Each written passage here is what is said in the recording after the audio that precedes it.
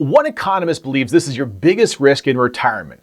I think it's number 3, but it's definitely the first and the biggest hidden risk that you're going to have in retirement because people just don't understand the math and how it actually impacts them with their risk. We're going to go through what the sequence of returns are, the cold math. Yes, there's going to be math in here, but don't worry. I'll keep it really simple. How to diversify that risk. This way you can protect yourself against market volatility and discover some ways to safeguard your income moving forward. Hi, my name is Michael Solimanto. I'm an enrolled agent by the IRS. It's the highest credentials the IRS gives on taxes. And one thing you need to understand is why the sequence of returns is so important. This graph represents how the risk works in relation to when you retire. You can see the biggest bar here is the year of your retirement. And what this means is that when you start getting some compounded risk, the biggest years for this risk is the first year of retirement, which means that typically the 5 years before you retire and 10 years after are going to be the biggest points of contention when it comes to this risk. So let's go over the fun math. I promise to keep it simple, but let's save $1 million in retirement and the market comes down 25%, but you need $50,000. Well, that means you're gonna go from $1 million to $750,000. You need the $50,000 takeout. That leaves you the balance of $700,000.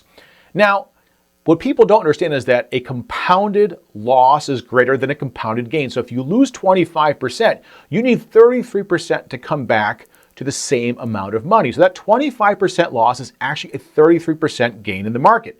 So again, the market comes down 25% with no loss and you gain 33%, you'll see you're back to $1 million.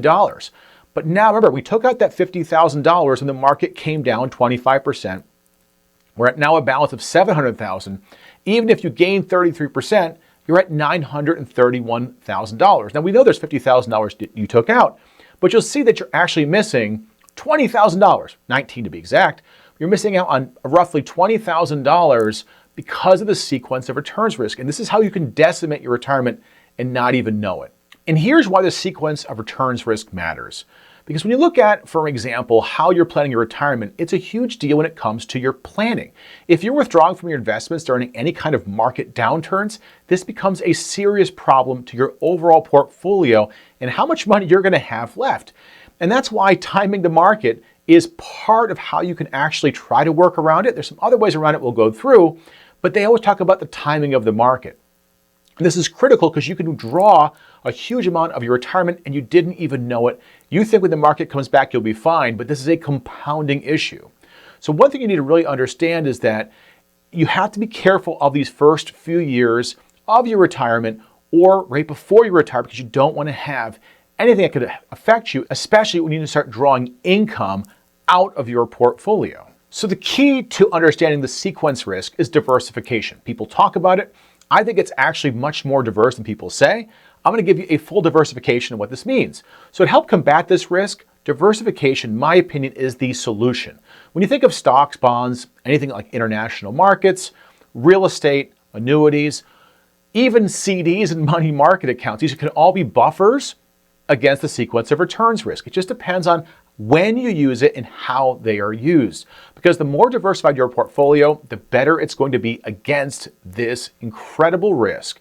But if you over-concentrate too much money in one area, this is where problems arise. So if you have too much money in a CD or money market account, you probably won't have enough growth. Well, you'll be happy, especially against inflation. You put too much money in stocks, well, then you're going to run the risk of this happening to you because all your money is exposed. This is where you have to have a diversified portfolio. There is the inevitable ups and downs in the market, and this way, when you spread out the risk, you're less vulnerable to having this happen to you. One way to combat the risk is just to adjust how much money you're pulling out of your account per year. So by having some kind of dynamic spending, this will give you the flexibility to help you. So for example, people always talk about a sustainable withdrawal rate anywhere from 3 to 4%.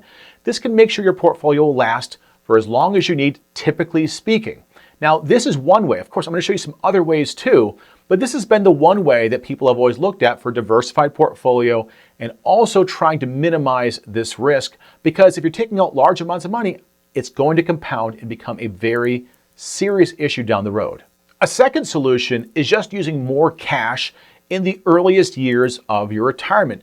By using more cash or having more cash reserves or things like cash, this is going to give you the flexibility to pull the money out and that's going to give you more stability than ever touching anything you're having in your portfolio. The next is the role of annuities, and this is often overlooked typically because of a lot of misconceptions of what annuities are with high fees, etc. The annuities I'm talking about in this scenario have zero fees, but what they do is they create a buffer and they act just like cash, except they can get upside growth and you can peel out enough money. These are typically called a buffer annuity, or you can create an income annuity. If you create an income annuity, it's like a pension. This way you don't have to even touch the money in your portfolio and let that just grow. Let all your equities grow and just take out the income. You're going to get a higher rate of income than if you typically took out the standard 3 to 4% rule by as much as 30 to 60% of what you're going to get in that traditional withdrawal rate. And you're going to get the added security. Now, if you decide you don't want income, all you want to do is just have a buffer, what you can do is you can use an annuity like a buffer. So when the market drops, you can use a fixed index annuity. When the market drops, you just take the money out of the fixed index annuity. When the market comes up, you can dynamically take the money out of your equities. This gives you that hyper flexibility. It's just another tool for you to know where to draw this from. Now, concurrently, as much as I'm mentioning annuities in this scenario, you can do the same thing with a CD or a money market account. You have to be a little bit more careful with the timing, but it essentially acts the same exact way. By having safe money and you can withdraw, you don't have to worry about it. Now, typically the reason why I recommend an annuity over a CD or money market account is because they have more potential upside for growth.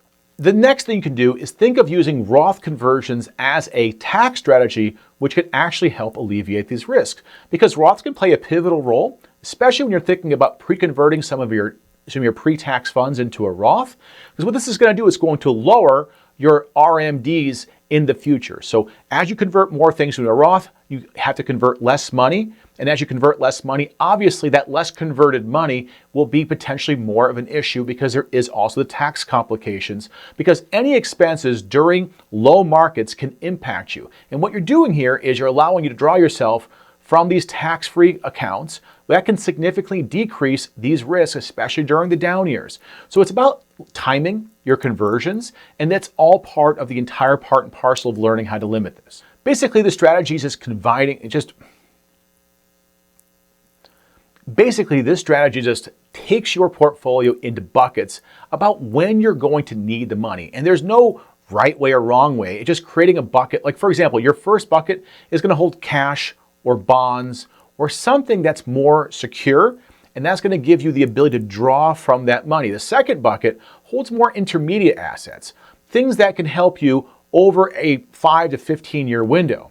The third bucket focuses on the long-term growth, and by having these different buckets, you can approach another way to avoid or minimize your sequence of returns risk. There's no way to actually absolutely destroy the risk, but you can minimize it as much as possible. So basically, there's just different ways to time your money to lower these risks. The next is rebalancing your portfolio, especially when you look at market volatility, because rebalancing your portfolio is really simple to do, but it's actually a very crucial task, especially when you look at the long-term viability of your portfolio, because markets will fluctuate. You can't stop up or down markets.